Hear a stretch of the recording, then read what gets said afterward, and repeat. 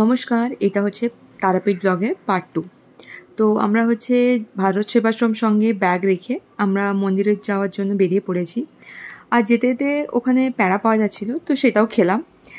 তো মন্দিরে যাচ্ছি এখন ভর দুপুরে, কারণ কি এখন জানি যে এখন মায়ের দর্শন করা যাবে না, কারণ কি ভিড় থাকবে। তো এখন অ্যাকচুয়ালি যাচ্ছি আমরা ভোগের জন্য। তো এটা হচ্ছে যাওয়ার সময় এখানে হচ্ছে প্যাড়া আর ল্যাংচা, যেটা এক্ষুনি দেখলেন, খুব বিখ্যাত। তো আসলে অবশ্যই ট্রাই করবেন। এরকম জায়গায় জায়গায় অনেক ল্যাংচার দোকান আছে, প্যাড়ার দোকান আছে, তো আপনি ট্রাই করে নিতে পারেন। তো এখানে আমরা যাওয়ার সময় কথাও বলে যাব একজনের সাথে, যে আমাদেরকে ঠাকুরের পুজোর জন্য একটু হেল্প আউট করে দেবে। আমরা অ্যাকচুয়ালি এখানে আসতে থাকি, তো মানে বছরে একবার তো আসাই হয় মায়ের কাছে।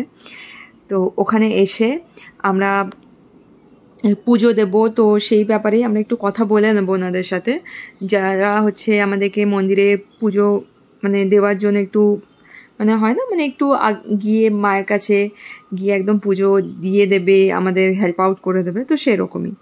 তো এটা হচ্ছে পুরো মন্দির যাওয়ার রাস্তা। তো এখানে প্রচুর দোকান আছে, অনেক দোকান আছে যাদের সাথে আপনি কন্ট্যাক্ট করতে পারেন। আমাদের চেনাশোনা আছে, তো আমরা যখনই যাই তাদের সাথেই কন্ট্যাক্ট করি। তো এখানে কি সুন্দর লাগছে না, এত সুন্দর ফুলের মালাগুলো। দেখুন, কথা বলতে বলতে আমরা প্রায় পৌঁছেও গেলাম মন্দিরে। তো এখানে আমরা ভাবলাম যে এখন মায়ের দর্শন করে নিই, যদি ভোগ পাওয়া যায়।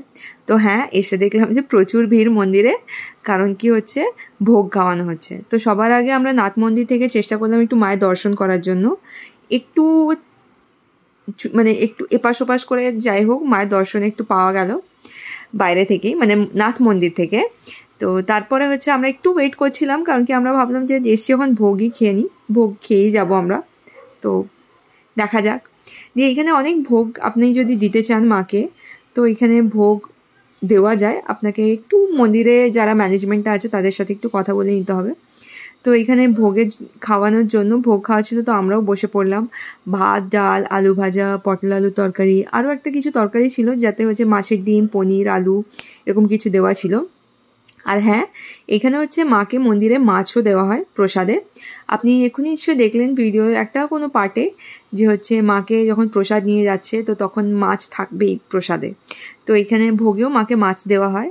আর ছিল হচ্ছে পায়েস আর মিষ্টি। তো খাওয়ার পরেও আমরা ভাবলাম যে আরেকবার মায়ের দর্শন করে নিই, কিন্তু হ্যাঁ, সেইবারে হয়নি, কারণ কি এত ভিড় ছিল মন্দিরে।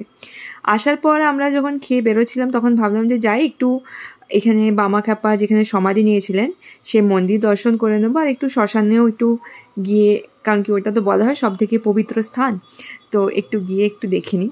কারণ কি আমি এসেছিলাম অনেকদিন আগে, আমার মা মাসিরা আসতে থাকে। তো এখানে দেখলাম অনেক জায়গায় তন্ত্র সাধনা চলছে, কারণ কি এটা একটা বড় তন্ত্র সাধনার জায়গা। তো এখানে জায়গায় জায়গায় আপনি এরকম দেখতে পাবেন, ভয় পাওয়ার কোনো কারণ নেই, ঠিক আছে? এটা খুবই নর্মাল এখানে।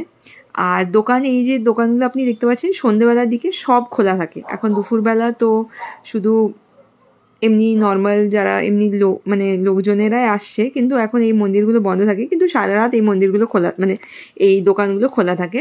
তো এইখানে আমরা দর্শন করে একটু বামাখ্যাপার মন্দিরে আমরা দর্শন করে, যেখানে সমাধি নিয়েছিলেন। আর মায়ের এখানে চরণ রাখা আছে, যেখানে মায়ের যে পুজোর আলতা আছে সেইগুলো ঠাকুরকে এখানে দেয়।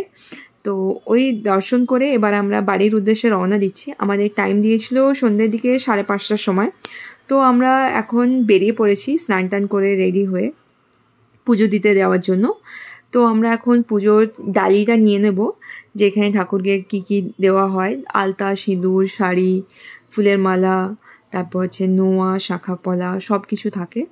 তো আমরা এই যে ফুলের ডালা নিয়ে নিয়েছি, আর এবার মন্দিরের দিকে যাচ্ছি ঠাকুরকে পুজো দেওয়ার জন্য, যাতে আমাদের মানে আমরা ভাবছিলাম যে হ্যাঁ, মায়ের যেন ভালোভাবে দর্শন হয়ে যায়।